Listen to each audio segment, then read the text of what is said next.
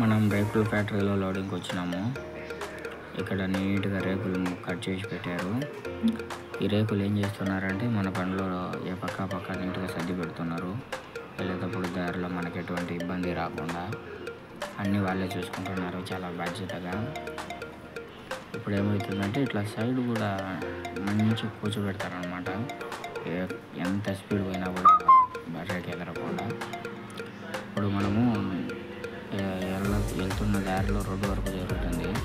కొంచెం బాగలేదు, రోడ్డు బాగలేదు, చిన్నగా చూసుకుంటా వెళ్తున్నాం అన్నమాట. మంచి దారి టాప్ అండ్ టాప్ బల్లి ఉంది.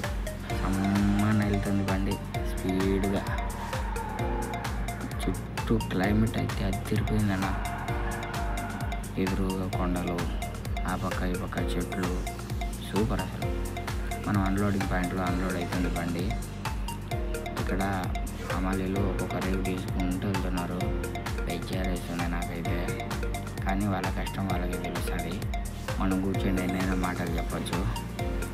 వాళ్ళకి ఎండకి ఎట్లా మోస్తున్నారంటే వాళ్ళ కష్టం చూసినా మనం ఇది ఉండాలి.